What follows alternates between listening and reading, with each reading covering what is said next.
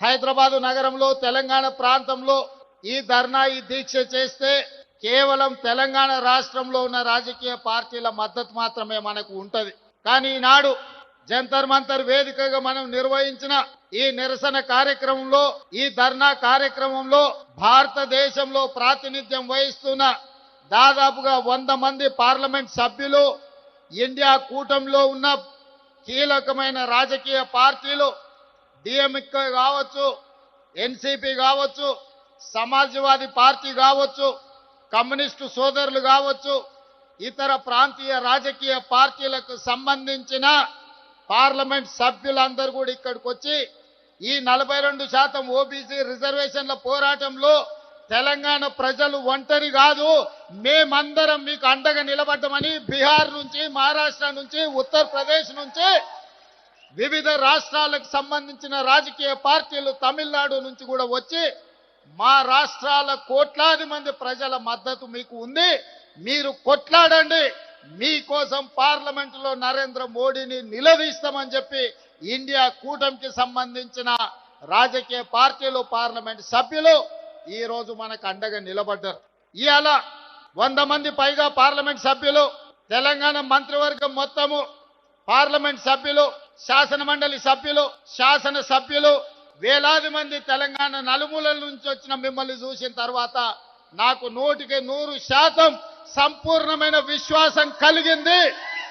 రాహుల్ గాంధీ కన్యాకుమారి నుంచి కశ్మీర్ వరకు 150 రోజులు మండు టెండల్లో, మంచు కొండల్లో పాదయాత్ర చేస్తూ, తండాలలో, గూడాలలో, మారుమూల పల్లెల్లో పేదవాళ్లను కలుస్తూ, వాళ్ళ గుండెల్ని తడుతూ, వాళ్ళందరి ఆలోచన విని ఈ దేశానికి ఒక మాట ఇచ్చిండు. తెలంగాణ రాష్ట్ర ప్రజలకు ఒక మాట ఇచ్చిండు. తెలంగాణ రాష్ట్ర ప్రజలకు విజ్ఞప్తి చేసిండు. తెలంగాణ రాష్ట్రంలో మీరు కాంగ్రెస్ పార్టీని అధికారంలోకి తీసుకురండి, నా బాధ్యత మీకు 42% రిజర్వేషన్లను చట్టం చేసే బాధ్యత, 100 సంవత్సరాల నుంచి వాయిదా పడుతున్న జనగణనలో కులగణన తెలంగాణ రాష్ట్రంలో చేస్తాము అని రాహుల్ గాంధీ గారు 4 కోట్ల తెలంగాణ ప్రజలకు మాట ఇచ్చిండు. కామారెడ్డిలో మా మిత్రుడు మహేష్ కుమార్ గౌడ్ గారి తీర్మానంతో షబ్బీర్ అలీ గారి నియోజకవర్గంలో 42% బీసీ రిజర్వేషన్లు, బీసీ డిక్లరేషన్ను ఆనాడు పొన్నం ప్రభాకర్ గారు, అదేవిధంగా మా manifesto committee chairman Sridhar Babu గారి తీర్మానం మేరకు రాహుల్ గాంధీ గారు, సిద్ధరామయ్య గారు కామారెడ్డిలో ప్రజలకు మాట ఇచ్చారు. ఆ మాటలో భాగంగానే ఇవాళ 42% రిజర్వేషన్లకు సంబంధించి 100 సంవత్సరాల నుంచి ఏ రాష్ట్ర ప్రభుత్వం, కేంద్ర ప్రభుత్వం కులగణన చెయ్యలే. నాకు తెలిసి ఉమ్మడి రాష్ట్రంలో 16 మంది, తెలంగాణ రాష్ట్రంలో చంద్రశేఖరరావు గారు, మొత్తం 17 మంది ముఖ్యమంత్రులు 70 సంవత్సరాలలో ఈ దేశం మొత్తం లెక్కేస్తే ఒక 300 మంది ముఖ్యమంత్రులైన ఈ దేశంలో వివిధ రాష్ట్రాలకు 300కు పైగా ముఖ్యమంత్రులు ఎవరు చెయ్యని సాహసం, ఎవరు చెయ్యని కులగణన తెలంగాణ రాష్ట్రంలో నా మంత్రివర్గ సహచరులు, ముఖ్యంగా ఉప ముఖ్యమంత్రి వర్యులు బట్టి విక్రమార్క గారు, cabinet sub committee chairperson Uttam Kumar Reddy గారు, దామోదర్ రాజనరసింహ గారు, పొన్నం ప్రభాకర్ గారు, సీతక్క, వీళ్ళందరూ నాకు అండగా నిలబడి 100 సంవత్సరాల నుంచి జరగని కులగణనను 300 పైగా ముఖ్యమంత్రులు చెయ్యలేని పనిని చేసే అవకాశం, చరిత్రలో మిగిలిపోయే అవకాశం మీరందరూ కల్పించారు. ఈనాడు ఏ ముఖ్యమంత్రికి రాని అవకాశం, ఏ రాష్ట్రానికి రాని అవకాశం, ఈరోజు దేశానికి ఆదర్శంగా నిలబడడానికి తెలంగాణ రాష్ట్రానికి, తెలంగాణ రాష్ట్ర 2వ ముఖ్యమంత్రిగా మీ సోదరుడిగా నాకు అవకాశం వచ్చింది. ఇది ఒక గొప్ప అవకాశం. ఇది చరిత్రలో మిగిలిపోయే, చరిత్రలో రాసి పెట్టే అవకాశం. ఈ అవకాశాన్ని అందిపుచ్చుకొని, రాహుల్ గాంధీ గారి సందేశాన్ని పుచ్చుకొని, తెలంగాణ రాష్ట్రంలో జనగణనలో కుల గణన చెయ్యడమే కాదు, 42% రిజర్వేషన్లు పెంచాలి అని చట్టాన్ని చేసి ఈరోజు ఢిల్లీకి సవాలు విసిరినాం. ఇవాళ తెలంగాణ రాష్ట్రంలో రిజర్వేషన్లకు అడ్డుపడ్డ చంద్రశేఖరరావు, బండి సంజయో, కిషన్ రెడ్డో, రామచంద్రరావు కాదు మన సవాలు, మన పోటీ, మన సవాలు ఢిల్లీ మీద, నరేంద్ర మోడీ మీద, భారత ప్రభుత్వం మీద మనం సవాలు విసురుతున్నాం. నరేంద్ర మోడీ గారు ఎన్డీఏ ప్రభుత్వానికి జంతర్ మంతర్ చౌరస్తా నుంచి నేను సూటిగా సవాలు విసురుతున్నా. మా డిమాండ్ను ఆమోదిస్తారా, లేకపోతే మిమ్మల్ని గద్దె దించి ఎర్రకోట మీద 3 రంగుల జెండా ఎగరేసి, ఎర్రకోట మీద 3 రంగుల జెండాను ఎగరేసి మా నాయకుడు రాహుల్ గాంధీ గారిని దేశ ప్రధానమంత్రిగా చేసి 42% ఓబీసీ రిజర్వేషన్లను సాధించుకునే వరకు ఇక్కడ ఉన్న వాళ్ళు ఎవరు నిద్రపోరన్న మాట నరేంద్ర మోడీ గారికి నేను విజ్ఞప్తి చేస్తున్నా. మిత్రులారా, ఈ వేదిక మీద నుంచి నేను విజ్ఞప్తి చేస్తున్న ఈ భారత ప్రధానమంత్రి గారికి, అయ్యా నరేంద్ర మోడీ గారు, మీ గుజరాత్ నుంచి గుంట భూమి మేము అడగలే, మీ పోర్బందర్ పోర్టు నుంచి చుక్క నీళ్లు అడగలే. మా తెలంగాణ రాష్ట్రంలో మా గడ్డ మీద మా బలైన వర్గాల సోదరులకు మేము 42% రిజర్వేషన్లు ఇచ్చుకుంటామంటే మీ గుజరాత్ వాళ్ళకు వచ్చిన కడుపు మంటేందని నేను అడగదలుచుకున్నా.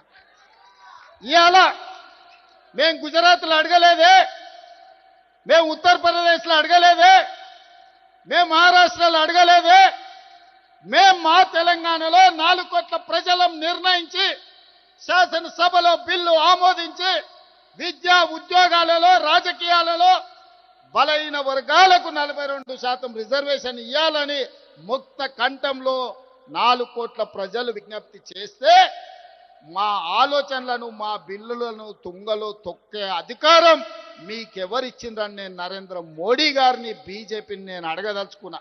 ఈరోజు ఢిల్లీలో తెలంగాణ రాష్ట్ర కాంగ్రెస్ పార్టీ ప్రభుత్వం బీసీ రిజర్వేషన్ల కోసం అంటూ ఇవాళ ఆందోళన కార్యక్రమం నిర్వహించడం నిజంగా హాస్యాస్పదం. బీసీ రిజర్వేషన్లకు భారతీయ జనతా పార్టీ వ్యతిరేకం కాదు. ఈ దేశంలో బడుగు బలహీన వర్గాల కోసం, అగ్రవర్ణాల్లో పేదల కోసం కష్టపడి పరితపించే పార్టీ, వాళ్ళను ఆదరించే పార్టీ, వాళ్ళని అభిమానించే పార్టీ, వాళ్ళని ఆదుకునే పార్టీ నరేంద్ర మోడీ గారి నేతృత్వంలోని ఎన్డీఏ ప్రభుత్వం, భారతీయ జనతా పార్టీ అనే విషయాన్ని కాంగ్రెస్ పార్టీ గుర్తుంచుకోవాలి. వాళ్ళ ఇప్పటికే 27% రిజర్వేషన్లు బీసీలకు కేంద్ర ప్రభుత్వం, నరేంద్ర మోడీ ప్రభుత్వం స్థానిక సంస్థల ఎన్నికలు ఇస్తున్నది. కేవలము కాంగ్రెస్ పార్టీ ప్రభుత్వం ఇచ్చేది 5% మాత్రమే. 10% రిజర్వేషన్లు ముస్లింలకు ఇస్తున్నారు. 42% రిజర్వేషన్లో 10% ముస్లింలు, 5% మాత్రమే ఇలా బీసీలకు ఇస్తే దీన్ని బీసీ రిజర్వేషన్స్ అంటారా, ముస్లిం రిజర్వేషన్స్ అంటారా? కాంగ్రెస్ పార్టీ స్పష్టం చేయాలి. మీరు ఎన్నికల ముందు కామారెడ్డిలో జరిగిన బహిరంగ సభలో రాహుల్ గాంధీ గారి సమక్షంలో మీరు ప్రకటించిన బీసీ డిక్లరేషన్లో 10% ముస్లింలకు ఇస్తామని చెప్పి మీరు స్పష్టం చేసినారా? ఇవాళ మీరు ఇస్తానది BC reservations. Bharatiya Janata party పూర్తిగా మీకు మద్దతు ఇవ్వడానికి సిద్ధం ఉంది. ఎప్పుడంటే పూర్తి 42% బీసీలకే ఇవ్వాల్సిన బాధ్యత మీ మీద ఉంది. కామారెడ్డిలో మీరు ఇచ్చింది బీసీ డిక్లరేషన్, ముస్లిం డిక్లరేషన్ కాదు. కానీ ఇవాళ మీరు అమలు చేయాలనుకుంటున్నది ముస్లిం డిక్లరేషన్ అమలు చేసే ప్రయత్నం చేస్తున్నారు. అందుకే మీ వెంట బీసీలు వస్తలేరు. తెలంగాణ రాష్ట్రంలో బీసీలు వాస్తవాలు గ్రహించారు. కాంగ్రెస్ పార్టీ కేవలం వాళ్ళు ఉద్ధరించేది ముస్లింలు తప్ప మా బీసీల గురించి కాంగ్రెస్ పార్టీ పట్టించుకునే ప్రయత్నం చేస్తలేదని చెప్పి ఈరోజు బీసీలు గ్రహించారు. కాబట్టి కాంగ్రెస్ పార్టీ వెంట బీసీలు వస్తారన్న విషయాన్ని కాంగ్రెస్ పార్టీ ఇప్పటి కూడా గ్రహించకపోవడం నిజంగా మూర్ఖత్వం. ఇవాళ బీసీలకు మొదటి నుంచి కూడా 50 ఏళ్ళ కాంగ్రెస్ పార్టీ పాలనలో ఏ రోజు ఒక బీసీని ప్రధానమంత్రి చేయలేదు. తెలంగాణ ఉమ్మడి ఆంధ్రప్రదేశ్లో కానీ, తెలంగాణ రాష్ట్రం ఏర్పడ్డాక కానీ ఏ ఒక్కరు కూడా ఇలా బీసీని ముఖ్యమంత్రి చేసే సందర్భాలు లేవు. వాళ్ళ 27 మంది బీసీ ఎంపీలను మంత్రులు చేసిన ఘనత నరేంద్ర మోడీ గారి ప్రభుత్వాన్ని. వాళ్ళు అనేక మంది భారతీయ జనతా పార్టీ నాయకులకు, బీసీ నాయకులకు ఎంపీ టికెట్ ఇచ్చే ఘనత ఇలా భారతీయ జనతా పార్టీ. కాబట్టి కాంగ్రెస్ పార్టీ యొక్క ద్వంద్వ విధానాలను, ఈ మైనార్టీ సంతుష్టీకరణ విధానాలను వాళ్ళ తెలంగాణ సమాజం గ్రహిస్తున్నది, గుర్తిస్తున్నది. ఇవాళ మళ్ళీ మేము స్పష్టం చేస్తున్నాం, ముస్లిం రిజర్వేషన్లకు భారతీయ జనతా పార్టీ వ్యతిరేకం. బాబాసాహెబ్ అంబేద్కర్ రాజ్యాంగానికి విరుద్ధంగా మతపరమైన రిజర్వేషన్ కాంగ్రెస్ పార్టీ తీసుకొచ్చే ప్రయత్నం చేస్తే తప్పకుండా దీన్ని అడ్డుకొని తీరుతాం. ఇవాళ కాంగ్రెస్ పార్టీ తెలంగాణ రాష్ట్రం దేశానికి ఒక రోల్ మోడల్ అని చెప్తున్నది వాళ్ళ దేశవ్యాప్తంగా కాంగ్రెస్ పార్టీని అడ్డుకునేటువంటి పరిస్థితి దేశంలో ఉత్పన్నం కాబోతున్నది. ఇది ముమ్మాటికి ముస్లిం రిజర్వేషన్ డిక్లరేషన్, బీసీ డిక్లరేషన్ కాదు.